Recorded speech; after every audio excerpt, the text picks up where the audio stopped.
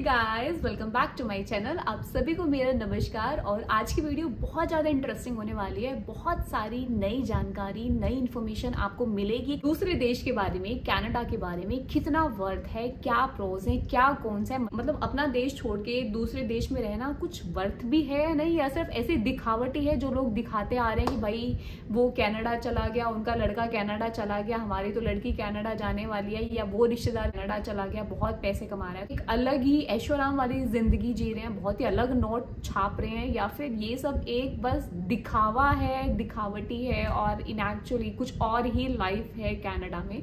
तो एक मतलब रियलिटी चेक मैं आपको इन शॉर्ट यहाँ पे देना चाहूंगी। एंड आई रियली होप कि आप लोगों को मेरी वीडियो देखकर काफी सारी जानकारी, एक जेन्युइन जानकारी मिलेगी। इसके साथ ही उन सभी लोगों को जिन्होंने मेरे चैनल पे पहली बार विजिट किया, मैं बताना चाहूंगी कि आप सभी देख रहे हो घुमक्कड़ शालिनी। तो अगर आपने मेरे चैनल पे पहली बार विजिट किया है, please please please to consider subscribing my channel, please support my channel, क्योंकि यहाँ पर मैं सारी जेन्युइन रिव्यूज और अपने व्लॉग्स, डेली व्लॉग्स ही शूट करके अपलोड करती हूँ। एंड आई रियली एक्सपेक्ट कि अगर आप लोग देख रहे हैं और अगर आप लोगों को अच्छी लग रही है, मैं तभी बोली अगर अच्छी लग रही है then please consider subscribing my channel, क्योंकि हमारा मोटिवेशन कहीं ना कहीं आप लोगों से है। एंड आई रियली होप कि मेरी फैमिली कहीं ना कहीं मुझे सपोर्ट जरूर करेगी। So without wasting much time, let's get into the video. तो पहले मैं अपनी बात कर लेती हूँ। तो मैं यहाँ पे आई हूँ विजिटर वीजा से और मुझे ऑलमोस्ट यहाँ 5 महीने हो चुके हैं। अच्छा खासा मैंने 5 महीनों में घूमा है, पूरा एक्सप्लोर किया है। एटलीस्ट टोरंटो, इसके आसपास के एरिया मैंने अच्छे खासे डाउनटाउन का एक्सप्लोर कर लिया है। यहाँ का लाइफस्टाइल देखा है, क्योंकि कनाडा में बहुत ज़्यादा इमिग्रेंट्स हैं और ये एक प्लस पॉइंट भी है उन लोगों के लिए जो कनाडा में बसना चाहते हैं, परमानेंटली स्टे करना चाहते हैं। क्योंकि अगर वहाँ पे नेटिव लोग कम हैं और इमिग्रेंट्स ज़्यादा हैं, अलग अलग देशों से लोग आ रखे हैं, कोई रशिया से है, चाइना से है, सऊदी अरेबिया से, पाकिस्तान, इंडिया, तो हर जगह अलग अलग देशों से लोग आ रखे हैं और यहाँ पे रह रहे हैं और नेटिव लोग कम है, तो कहीं ना कहीं आप सेफ रहते हो। सेफ्टी पॉइंट ऑफ व्यू से देखें देन यस, कनाडा, यूएस बहुत ही अच्छी कंट्रीज है। आप बेफिक्र बिना कुछ ये मतलब दिमाग में 10 टेंशन पेल कर नहीं जाओगे कि भैया पता नहीं सेफ होगी नहीं होगी, हम दूसरे देश में जा रहे हैं, कितना सुरक्षित रहेगा हमारा रहना, तो उसकी चिंता करने की जरूरत नहीं है। क्योंकि यहाँ पे किसी को मतलब नहीं है, हर कोई अपने धुन में है, कोई आपको जज नहीं करेगा, कोई आपको कुछ नहीं कहने वाला। तो आपको जैसे रहना है, जो करना है आप करो, तो मतलब फुल सेफ्टी है। तो अब हम बात करते हैं प्रॉन्स की।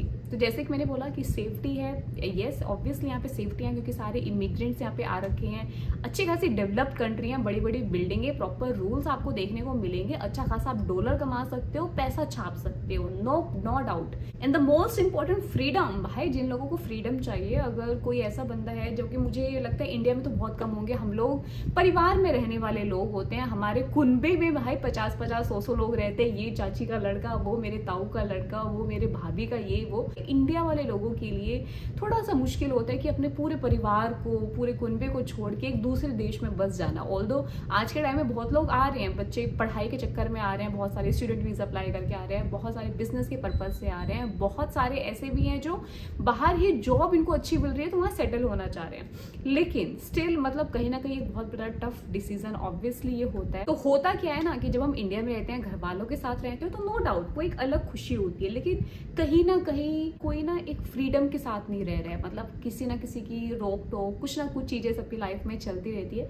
तो यहाँ आकर या किसी भी दूसरे देश में जाकर आपको फ्रीडम मिलती है, जो एक वन ऑफ द बड़ा रीजन मैंने देखा है लोगों का यहाँ पे रुकने का, एक बड़ा रीजन है फ्रीडम। कि उनको लाइफ में आप कोई टोकने रोकने वाला नहीं है, कोई जज करने वाला नहीं है, कोई कमेंट पास नहीं होगा। तो मतलब आप अपनी लाइफ को जिस तरीके से जीना चाहते हो, आप अपनी लाइफ को वैसे जी पा रहे हो। अब भाई आप अपनी लाइफ को भी अपने तरीके से जी पा रहे हो, पूरा फ्रीडम आपके पास है, आप डॉलर कमा रहे हो, बाहर आ गए हो, तो एक अलग रिस्पेक्ट और रेपुटेशन खुद ब खुद बन जाती है कि भाई मेरा लड़का है, मेरा बच्चा तो बाहर कनाडा चला गया, तो लोगों में एक अलग ही हो जाता है कि भाई बाहर जा रखा है बच्चा। तो मतलब आप काफी सारी चीजें कमा लेते हो। अब हम बात कर लेते हैं कॉन्स की, कि यहाँ पे आप आ गए, लेकिन यहाँ की रियलिटी चेक क्या है काफी सारी चीजों में। तो सबसे पहले हम बात करते हैं सेफ्टी। येस, यहाँ पे सेफ्टी है, आपको ज़्यादा डरने वरने वाली चीज़ कभी नहीं आएगी, क्योंकि मतलब सिक्योर है, हर कोई आपसे पोलाइटली बात करेगा, फ्रेंकली नेचर है लोगों का।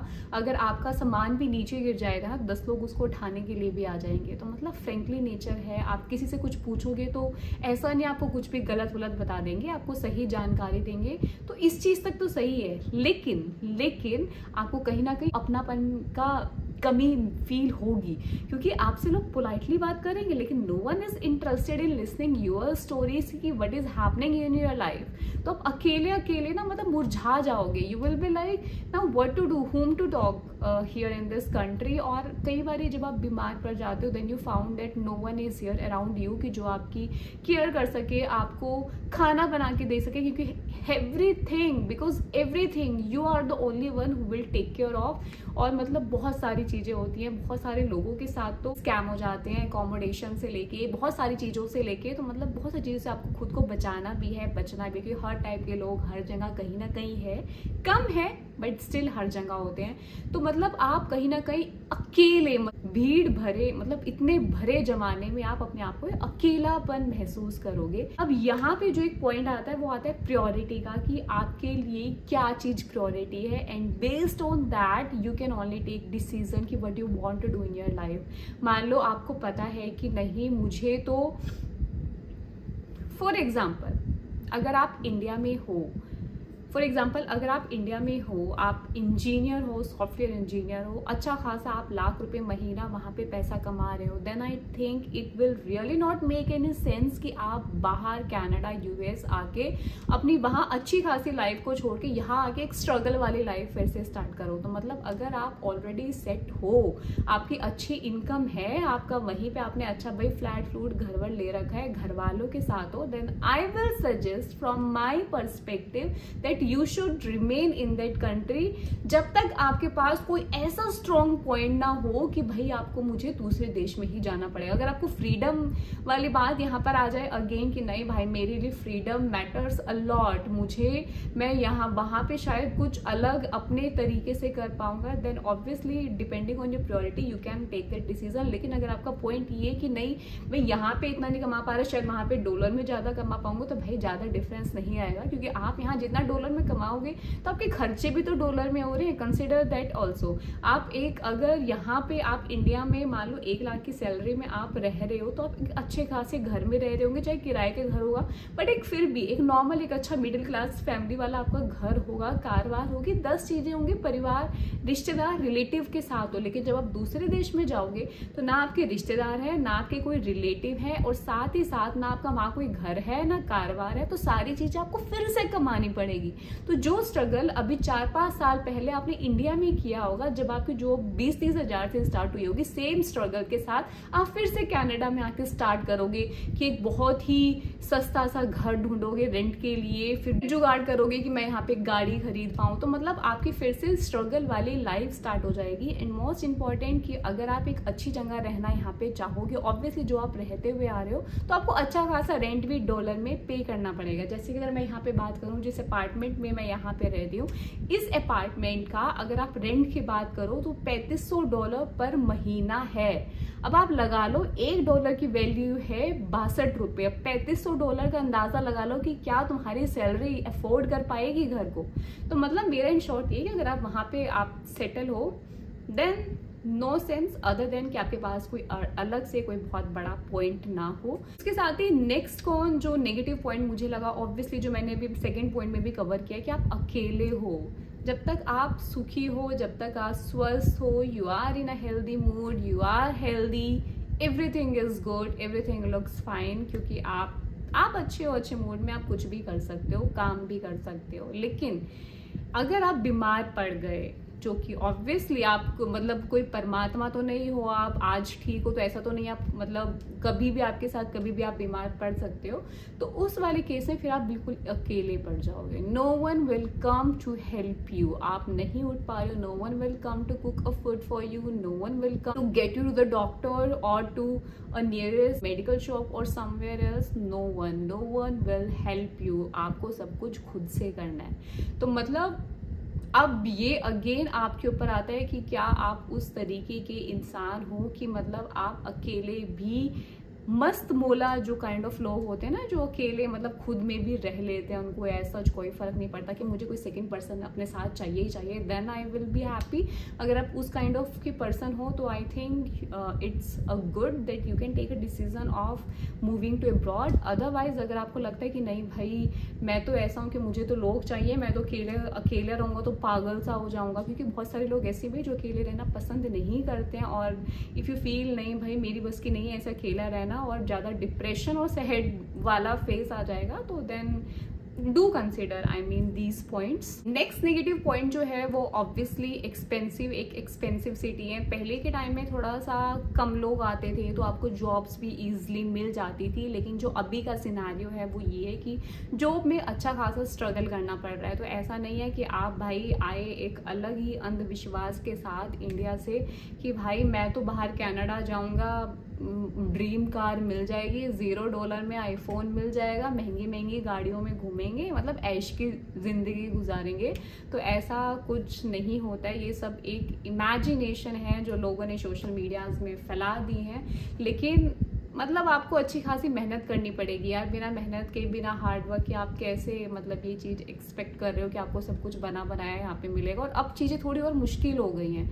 अब मैं ये भी समझती हूँ कि पहले के टाइम में ना, आज से आप 5-10 साल पहले की बात करो, उस टाइम पे जो लोग आए थे उन लोगों के लिए स्टिल थोड़ा सा ईजी था, मतलब यहाँ पे आके सेटल होना, जॉब मिलना ईजी था। लेकिन आज के टाइम में यहाँ पे हर चीज़ हो गई, चाहे प्रॉपर्टीज़ की बात करो, रेट भाई डबल जा चुकी हैं जब से कोविड के बाद। तो हर चीज़ें बहुत ज़्यादा एक्सपेंसिव हो गई है, जॉब आपको मिल नहीं रही है ईजिली, मतलब आपको भटकना पड़ रहा है, बहुत ज़्यादा स्ट्रगल करना पड़ रहा है। तो मतलब थोड़ा सा सोच समझ के आप अपना डिसीजन लेना, that would I will say.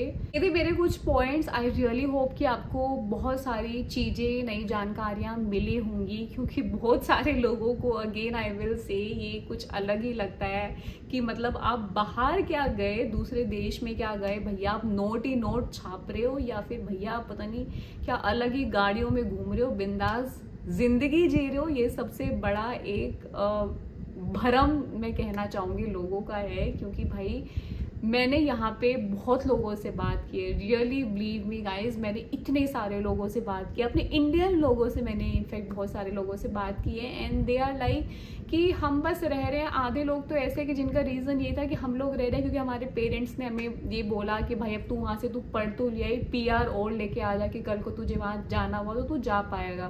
तो मतलब आधे लोग सिर्फ अपने घर वालों के प्रेशर की वजह से रुके हुए। आधे लोगों का ये कि भाई मैं स्टूडेंट वीज़ा में पढ़ने आया था बट मुझे कुछ खास समझ में नहीं आया, तो अब मैं अपना, वैसे आधे लोग उबर चला रहे हैं, कुछ चल रहे हैं कि जिससे मेरा खर्चा पानी निकल पाए। और आधे लोग ऐसे हैं जो जेन्युइनली इस चीज को मतलब मानते हैं कि भाई अपना देश ही अच्छा है, और मतलब यहाँ पे उनको भी एज सच कुछ खास नहीं लग रहा है, उनका भी एज सच कुछ खास मन नहीं लग रहा है, और वो कहीं ना कहीं खुद भी फ्यूचर में इंडिया जाने का ही प्लान कर रहे हैं। तो मतलब मेरा यही है कि please give it a second thought before taking any decision. तो कोई भी डिसीजन को जल्दबाजी में मत लो, अच्छे से सोचो, विचार करो, अपनी प्रायोरिटी समझो कि क्या तुम अपनी लाइफ में चाहते हो, क्या तुम्हारे लिए कितना priority, and based on that take a decision. इसके अलावा अगर आप लोगों का कुछ भी डाउट है प्लीज हेजिटेट मत करना, और आप लोग मुझे कमेंट कर सकते हो। I will do my best कि मैं आप लोगों की हेल्प कर सकूं किसी भी अंदाजे से रिप्लाई करके, क्योंकि मुझे भी अच्छा लगेगा यार, आप लोग मेरी फैमिली, अगर अपनी फैमिली की हेल्प कर पा रही हूँ तो obviously it will give me a good feeling. तो मेरा कुछ ऐसा नहीं है कि भाई सिर्फ अपनों की मदद करनी है या अपने घर वालों को ही सही जानकारी देनी है। भाई आप सब भी कहीं ना कहीं मेरे अपने ही हो, मेरे देश के लोग हो, तो भाई I love you all guys. So मिलेंगे अपनी अगली वीडियो में, बाय।